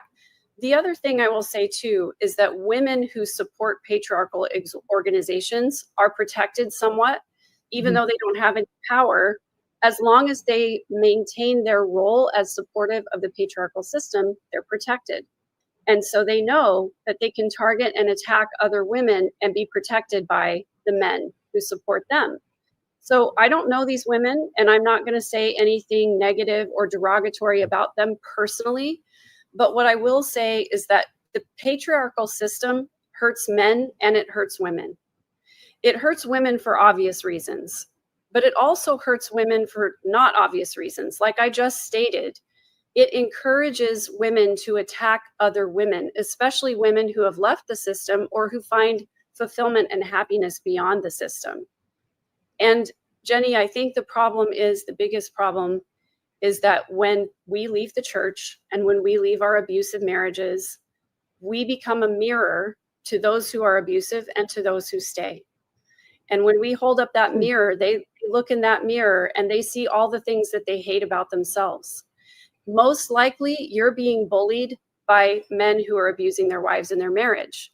Most likely, you're being bullied by women who don't yet know they're in an abusive marriage. You're being bullied by people who haven't yet left the church because they can't or because they won't. You're being bullied by people who feel weaker when they see someone strong take the lead. Those were the people that I would have hated when I was a Mormon trad wife. Like, I boycotted Oprah for a decade because she was too feminist. I had this little logo and everything. I shared it on my Facebook and on my mommy's groups. Oprah, we're boycotting Oprah because I was in an abusive, suppressive relationship. And Oprah did this series of episodes about stay-at-home moms and just like very pandering, like, oh, you guys have the hardest job in the world. But it's like, but you're Oprah. And she was so dismissive. And I felt like she was attacking the family. And of course, the family proclamation says that Heavenly Father wants us all to live in this certain way. And yeah, it was like a mirror to me. Like, those were the people that I hated. I hated women's livers. I hated the women in my neighborhood that had jobs. I hated my friend who got divorced and was very loud about her happiness as a single woman after divorce. And I felt like it was totally inappropriate. Why didn't she get married again? Why wasn't she, grieving? Why wasn't she walking around in like black clothing with her head bowed down and crying because her marriage collapsed? Yeah. Megan, like, yeah, you're kind of making my brain swirl. Mormon Jennie would have hated Life Take Two. And it wouldn't have even been like a strategic, logical frontal lobe type of, executive functioning type of, let's, as a strategy, do a YouTube video, 2 YouTube videos about a domestic violence survivor who was her life was almost ended by her ex-husband and her Mormon priesthood leaders who were handling the abuse. I don't feel like that's maybe strategic. Like, Mormon me would have just been in like pure raw survival mode, fighting against those people that were opposed to everything that I stood for. And I would have acted very emotionally towards anybody like me. Yeah. There's a Carl Jung quote that I both love and hate. He says, if we pay attention to the things that annoy us about other people, we will discover all the things we dislike about ourselves. And if you're a Mormon woman, like the Ward Radio girls, you have to project the sweet, demure, submissive, I've taken an oath to, I don't know if they had the same oath, to obey my husband. And my husband is the head of the home and the men are the priesthood holders. You have to project that. But these girls, they have jobs. They're all much more powerful than I ever was. And that almost like that self-hatred might come from just a conflict of identity. Now, that's one thing that they talked about on this episode too. One of them said that I was in my 30s and they were questioning the whole like stay-at-home mom thing. I'm turning 51 in 7 weeks. And I was raised with Spencer W. Kimball, with Howard W. Hunter. David O. McKay had just died like not too long before I was born, and his impact was still very much being felt. The Family Proclamation came out the year that I got married, and it was like the new revelation that everybody was leaning into so strongly. And I spent 24/7, 365 at home with my 5 children. They also questioned me making 3 meals a day. I was vegetarian and then vegan and then raw vegan. I didn't eat out. We didn't have Uber. I raised my kids in the 90s. I lived in the 70s. Most of the food that we ate came from our garden. We had chickens and eggs and farmers markets. And I didn't have packaged meals or delivery services or go to restaurants. I would grind the wheat in my whisper mill to make the bread for the French toast, go grab the eggs out from under the chickens. I cooked more than 3 meals a day. My kids still talk about their brown bag snacks. When I picked them up from school, all of my kids would have a little brown bag and it would be full of, like, while they were at school, I was at home with the babies making homemade hummus and digging carrots out of the garden. And I made all of our crackers and like all this stuff. They'd have a little smoothie or an organic juice box or home dried apples and things like that. Like my whole entire life was devotion to my husband, housework, cooking, taking care of babies. And that's not magical. Your kids hate you because you're not letting them eat Oreos. You're giving them organic hummus. They're cranky. It's nap time for somebody all the time. I had an abusive husband. We lived in $1 million homes, but he hated me. It was a forced arranged marriage. So he hated me from the get-go. And my life was in no way the magical life that these Ward Radio girls. I didn't get to go down to a podcast studio and sit in front of a microphone and share my thoughts with people. I spent every day of my life being a mom, running the Relief Society, running the Young Women's, running the primary, working as a temple worker. Our date night for years was we had temple shifts on Friday nights every other week. We got dressed up and then we went our separate ways inside the temple and we did our temple shifts. Church on Sundays. My husband was always like Stake Young Men's president. He was always off on campouts doing stuff in other wards. And I did not have the life that these Ward Radio girls do. Most of the women in my generation did not. They have no fucking idea what my life was like inside the Mormon church as a woman born in the early 70s. Zero. And also, I think that there is a certain naivete for sure. I believed until I got to know some missionaries in my young married life, I believed that all missionaries were just so righteous and so perfect and so wonderful. And then when I got to know some missionaries, and also when my own brothers went on missions, and I got to hear some of the shenanigans that they got up to, and that sometimes they had secret societies of rule breakers, and that sometimes they just sat in their apartments and didn't work and didn't teach. And, you know, I was so disillusioned when I found that out. And I have a feeling that some of the women on this podcast don't realize that there are abusive people, or if they're being abused, they don't realize it. You know, they don't realize that domestic violence does occur in Mormon households all the time. Oh, I have heard the stories. And we work for a law group that represents the victims of child SA from priesthood leaders. And yeah. Yeah. So if you haven't been exposed to that, I think that there is a level of rose-colored glasses where you just want to continue to believe that nobody has a bad experience in the church. And I'm so lucky that my sister, I'm very close with my sister. She is still very much a true believing member, but she's so compassionate that when I told her that I was leaving the church, she was like, I don't blame you. I would have left if I had the experience that you had too.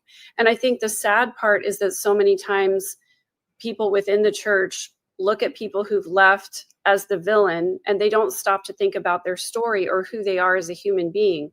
And you and I have had this conversation before. My character did not change when I left the church. My values didn't even change when I left the church. I still value honesty and personal integrity. I still value doing the right thing even when it's hard. I still value speaking up and speaking out when somebody is being bullied or abused. Those are all things I believed when I was in the church, but I couldn't fully live them because I was being dishonest with myself by convincing myself that it was okay to remain in a place where I wasn't valued and to remain in a place where I saw other people being abused horrifically and just being okay with it somehow. That was disingenuous to my character. My character. Love one another. Yeah. But not gay people. Love one another, but not, like, I grew up when we were still racist. I was a full-blown white supremacist. I have a Substack article on coming out of white supremacy, all the therapy that it's taken. Yeah, that internal conflict and that cognitive dissonance, when you are a truly good, compassionate, loving person, and you're in this church, and that's actually why I left the church that Sunday. There was a lesson entitled The Evils of Homosexuality. It was like a general conference talk. Our little teacher got up. I didn't even hear the whole rest of the lesson. I listened to 10 minutes, and I was just sitting there thinking to myself, I come to church on Sunday to learn how to love people better. The whole 3 hours was hateful.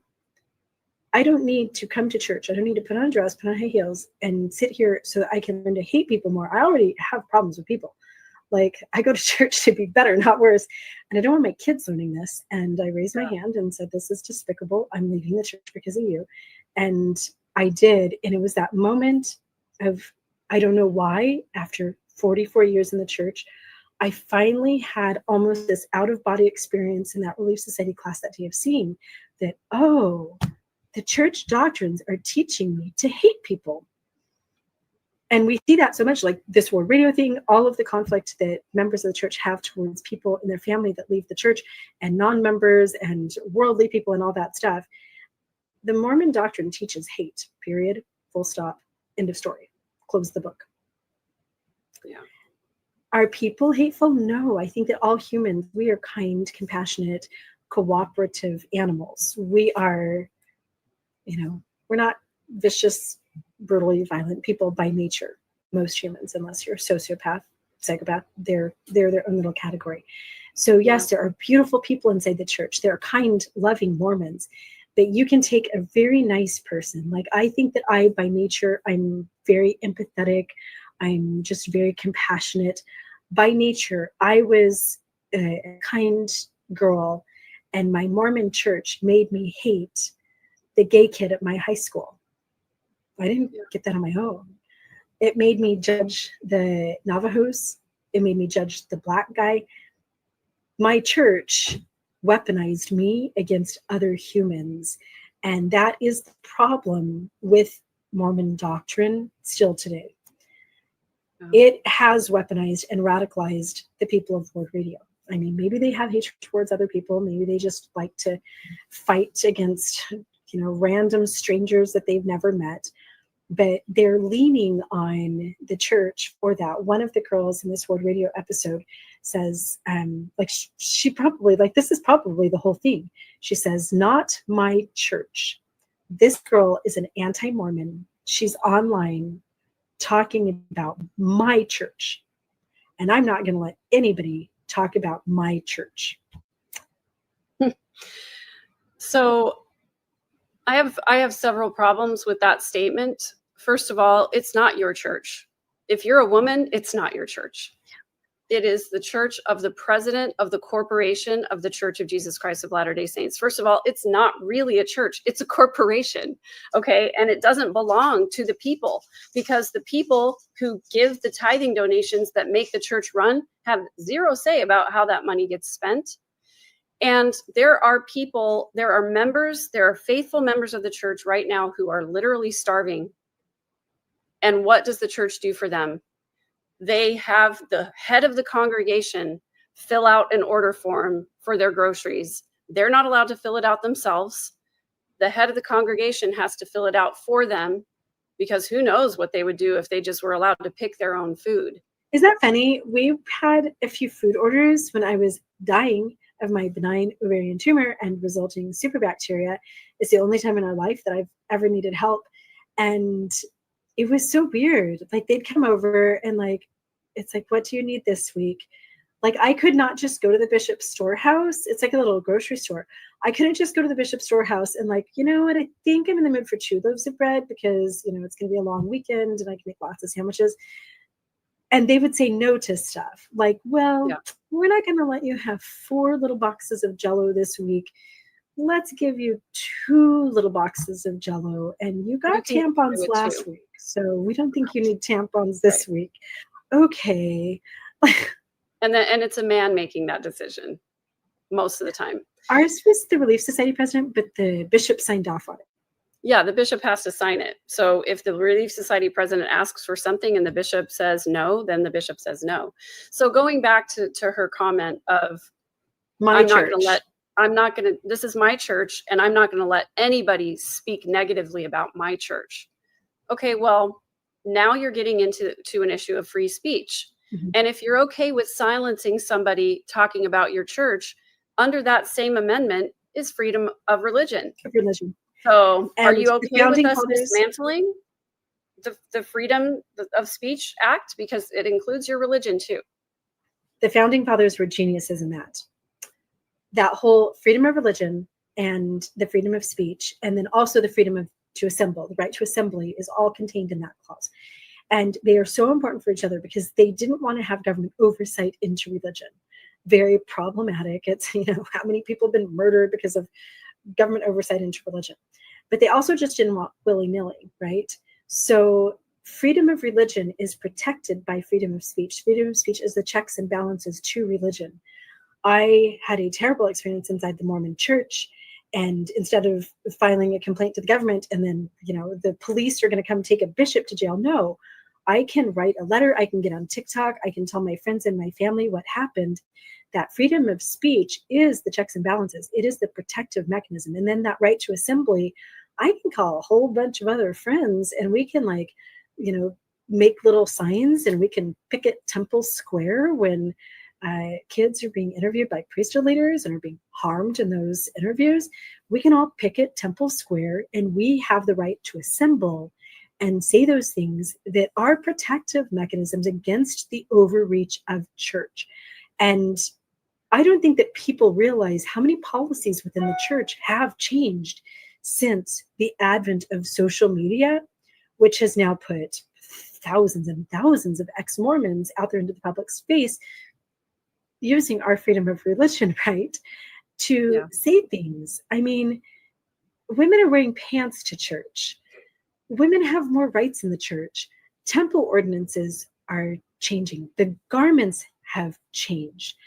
Things within the church are changing not because God is just privately revealing to Rusty Nelson, but because freedom of speech leads to people at the top hearing that feedback and then making reparative changes to protect others in the future from those things that harmed people in the past. Exactly. And yeah, you get rid of freedom of speech. If I can't talk about the Mormon church on TikTok, then freedom of religion disappears next. They're the same. Exactly. I had a family member say, you know, I just can't listen to your podcast because I don't want to hear anything negative about the Mormon church. Well, negativity is necessary. because without examining what is negative, we never move forward to positive change. And I will tell you this other thing. The women of Ward Radio are the beneficiaries of ex-Mormon advocacy. There. Yep. Because when Sam Young wanted to change the policy of having young people meeting privately with bishops, he was excommunicated. But then what did the church do? They changed their policy. Yeah. That has happened countless times. And so whether they realize it or not, the men and the women of Ward Radio are beneficiaries of the work that we do. Whether they will ever admit it or not, they are, and there's nothing that they can say to dispute that. I think that they would dispute that, though. They would say that Heavenly Father inspired the prophet to make the changes. They don't see the church as changing from the bottom up. Well, that is delusional when you have facts that say otherwise. If you are willfully ignorant of the facts, that is delusional. So yeah, they can say that it's not true. They can ignore the facts that people who have advocated for change, although excommunicated, the changes were made, and they are now the beneficiaries of that change. You know, one thing that's really remarkable to me is that the priesthood session in General Conference every 6 months, for my whole entire lifetime, that was just the priesthood session. On Saturday evenings, all the men would gather at Temple Square and they'd broadcast around the world. And they didn't even broadcast it to your homes. Like, I would only hear about the priesthood session from my husband when he came home. Then you'd get the Ensign magazine a month later and you could read about it. But I never heard the priesthood session live. I wasn't allowed to. I was a woman. I was blocked from that. And now the fact that they alternate that, I don't think that most of these younger women understand what it felt like to be at home in the kitchen on Saturday night while all of the men were off in their suits and ties talking about the important stuff that I wasn't privy to. And we were home making the cinnamon rolls and whatever, holding down the fort. Yes, there was a women's broadcast, but it wasn't part of that general conference. It wasn't the same. It didn't have the same weight and the same revelation. The fact that they now stagger that, one conference, it's priesthood session, one conference, it's the women's session, that they put that into that slot, and that time slot, that's important. It shows value. That's a huge change. Yeah, I agree. So this is Kulch's Patreon, and so Kulch did an episode where he, and I don't know who was on his panel. Do you know, Jennie? It was Joe and Mackenzie.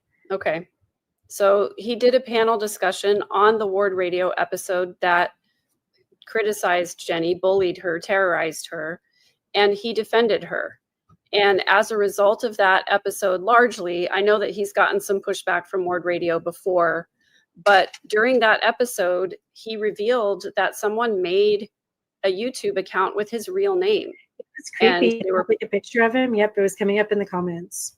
Yeah, and I was there. I saw that happening. I didn't get to watch the whole episode, but I, for whatever reason, tuned in just at the right time and saw that happening. Yeah, I was only on for a little bit. It was not mentally safe for me to be in there. I clicked in a couple times, and while I was in there, he was talking about, oh, look, there's somebody that has like my picture and stuff. Yeah. And so then I went back to watch the entirety of the episode.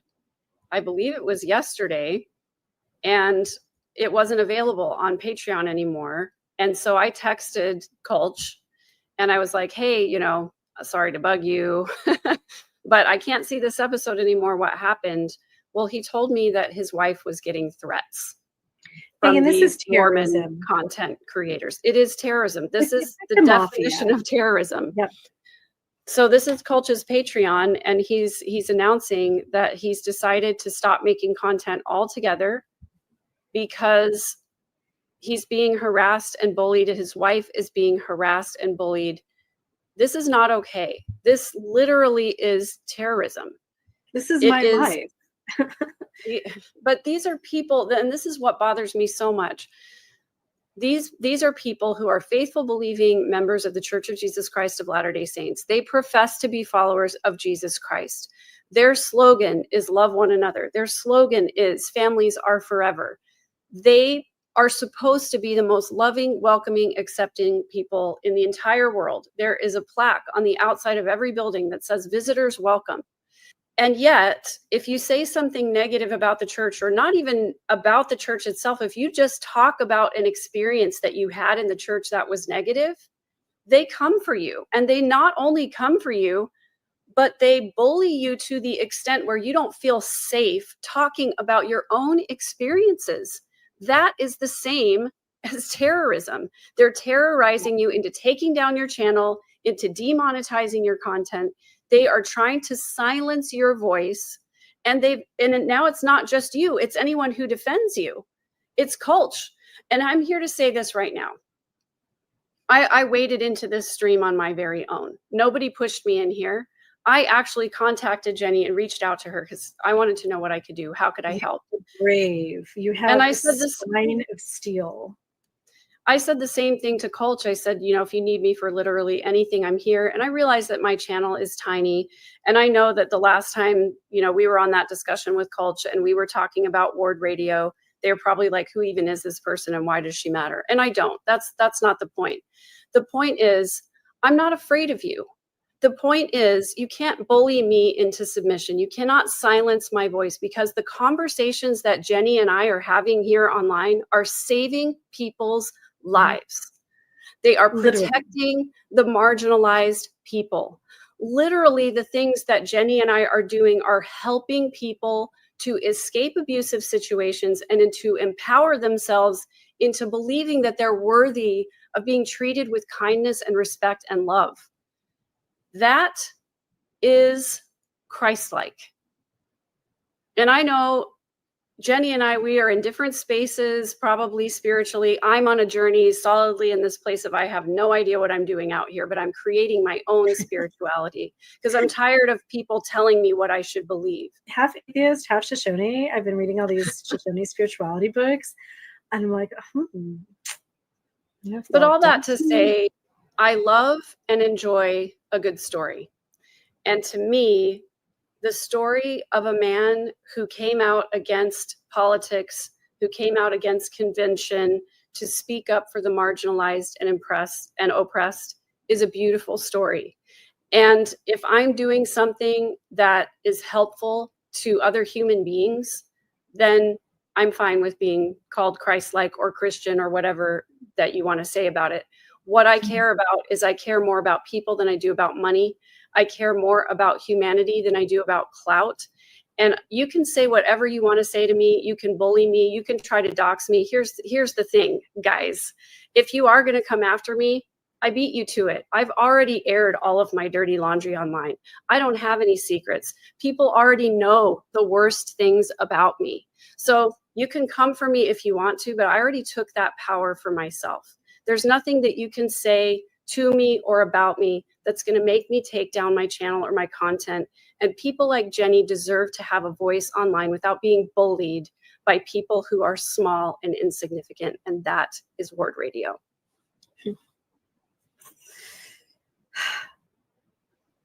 Amen, Sister Megan.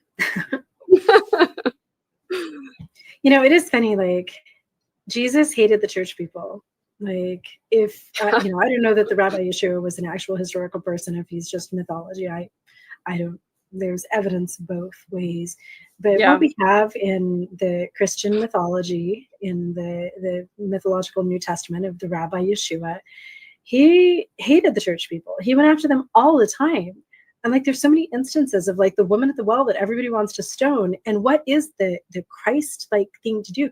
The Christ-like thing to do is let he who is perfect cast the first stone. And again, as a member of the church, though, I had a lot of conflict with that, because yes, let he who is perfect cast the first stone, so we're not supposed to judge people. But it's almost like Animal Farm, all animals are perfect, or all animals are equal, but some animals are more equal than others. Like, yeah, I shouldn't be casting stones, but it's okay to cast stones at gay people when you're Mormon. It's okay to cast stones at adulterers and things like that. Some guy ex-Mormons. And I will say that is the one thing. Yes, on the outside of the church, it says visitors welcome, but there's a particular hatred for apostates. And there has been from the very beginning, because Joseph Smith, in my opinion, I'm not a therapist, but I think that he was paranoid schizophrenic. I have paranoid schizophrenic friends, and he just kind of fits the bill. He had this paranoia about apostates that were leaving the fold and taking secrets. So there's a lot of scripture. There's a lot of long-term, 200, not that long. Mormonism is a brand new baby church. It's not as ancient as they think it is. There's a lot of hatred towards Mormons. The Church of Korihor that Joe and I co-founded, he obviously he branded everything. Korihor is a story from the Book of Mormon about somebody who leaves the church, and he is persecuted by the people in the church. Eventually, he's homeless. He's literally just living in the streets. The people in the scriptures in the Book of Mormon are not helping him or anything. They persecute him because he's an apostate. Even after he comes back to the church and confesses, oh yeah, sorry, I shouldn't have been anti-Mormon because the church is actually true. Wasn't he struck mute? And then the story ends with him just dying in the streets. He was trampled to death. That is the perception of ex-Mormons. I have been called a Korihor so many times that I finally chartered a church so that I could just officially be, I'm a pastor in the Church of Korihor. He's become my hero. Apostates are hated. And like Megan, in this whole entire word radio thing, all I can think is, if I was not ex-Mormon, let's say I was Mormon and I had a channel talking about the domestic violence and my horrible marriage that I escaped, and trying to warn women about the red flags and what abuse looks like and things that keep you trapped in those relationships, would these women be doing a targeted hit piece where they are defaming and slandering and lying about me? I think they'd be praising me. Like, oh, Jennie, if I was just the right religion, these two videos would not exist. If I was nothing to do with the Mormon church, not ex-Mormon, but just like Baptist Jennie down the street, and I had my same Life Take Two platform and I talked about the same things that I talk about, this video would not exist. They did a hit piece on a Korihor. I agree with you, and it's why I'm here supporting you. And I'm always an advocate of people doing the thing that is the most loving thing for themselves, and I think it's brave of you to privatize your TikTok and to do what you're doing right now. I hope that there's a way for your story to still be told, because I think it is so important, but I want it to be in a way that's healthy for you. I'm so scared. And this is the sad thing. I deeply needed to privatize my life for the summer. Yeah. I'm just, doing other jobs. I'm working at a farmer's market on Saturdays in the Arizona heat. I'm doing everything I can to compensate for that YouTube income that I'm going to lose here by not having my channel. And after saying that I was taking down my channel, these women pull me into this thing. And I know that a lot of people have said, why do you even respond to it? I've had people say, take the high road. You go high, they'll go low, ignore it. Throughout my 24 years in an abusive home, I didn't have anyone who listened. I would talk to bishops, talk to my mom. I told my mom about abuse every day. So my friends, people knew what was going on, but I didn't really have a voice, and I didn't really have the opportunity to tell my story and to share my experience. And I really weighed that out. I have to come back to my channel. You're the first podcast that I've talked to. Dialogue, I did give all kinds of court documents and different things to Colch and Joe the other night for their show, just reams of stuff I gave to them so that they had data and details as they were talking. It's I don't want you guys to just take my word. You need the court documents. You need the letters. You need this and that. It was important for me to come back and dialogue about this, because 20-year-old Jennie, 30-year-old Jennie was silent. I had no way to share. So here I am back fighting Mormons. Well, I'm with you. I'm behind you. I'm here for anything that you need. And whatever you decide that your Life Take 3 looks like, I will be here for you for that too. Just on the bigger scale too, I think that we do need to verbalize this. This is not okay. I've been one of the biggest ex-Mormon content creators in TikTok and other spaces since the beginning. And I have seen people be attacked and terrorized and ground down by Mormons. Dr. Delenn, who's the constant target of attacks, I have seen firsthand attacks against people just because we're ex-Mormons and because we're sharing our experiences. And sometimes that is public. Sometimes that's on our platforms. It's in our comment sections. It's in stitches and videos and things that they drop about us. Sometimes it's within families. I know some of my content creator friends who's just like me, whose families have disowned them and target them and harass them, and or maybe they just silently aren't involved in their kids and their grandkids' lives anymore. This has to stop. Faithism is just another form of discrimination. Religious superiority, religious supremacy is currently the #1 killer of all humans on planet Earth. There are more religious conflicts taking the lives of women and children and men alike than any other conflict on the planet. I know Putin is doing his own thing. He's just crazy. It's non-religious. But it is a horrible form of discrimination. And I look to Martin Luther King, who fought racism, horrible form of discrimination that caused so much widespread harm across the United States from the very beginning. And Martin Luther King, in his I Have a Dream speech, which I have listened to so many times, it's part of my inspiration for fighting faithism. We have to look at other civil rights and movements for fighting against religion, and as women, the feminist fight at the moment. Martin Luther King, in his I Have a Dream speech, laid out the picture of people equally respecting one another for who they are and not just for their race. And that application right now in the religious sphere is crucial. It is important for those of us who have been harmed by religious institutions to speak about the things within religious institutions that caused that harm so that we can warn and protect others just as much as the religious people who have huge, vast platforms. How many 80,000 Mormon missionaries? It's a $1 trillion religious organization almost. They spend countless amounts of money on their missionary program, just as they have the right to highlight those benefits of their church. Those of us who have experience with the negative aspects of their church have the right and the responsibility to publicly discuss those. But these fights should not be with individuals. There is never a time when any Mormon content creator should ever do a hit piece or a threatening, bullying comment towards people like myself, towards Coach, Dr. Delenn, Alyssa Grenfeld, any of us. It should be off limits. This shows that as a species, we are not evolving and becoming better people. We are devolving.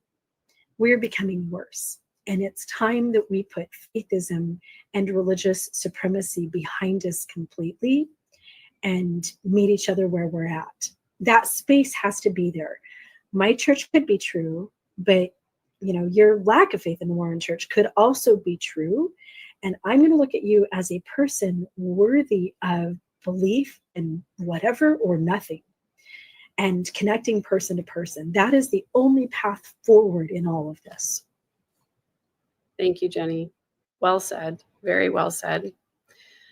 I'm going to end with a call to action for any members of the Church of Jesus Christ of Latter-day Saints who are out there, especially if you're out here in social media, if you have a platform, if you have a voice, please use your influence with other creators to discourage bullying and harassment of ex-Mormon content creators.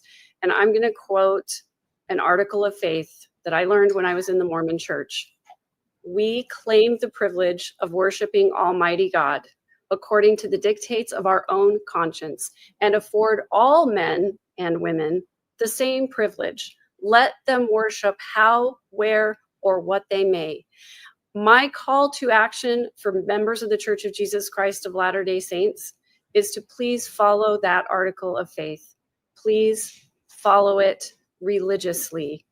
And please protect people, protect their right to speak about their own experiences. Absolutely beautiful, Megan. Thank you. That is the perfect wrap up to everything. We could have just started and ended there. Yeah. Well, I love you. I'm grateful for you. Thank you. I'm so glad we met. Yeah, like you're Me just too. smart and sassy and fabulous. And now I have more time on my hands I should probably sit down and binge listen to your podcast. So I don't know what it's going to look like in the future, but I'm just going to keep staying true to what I believe. And supporting you is part of that.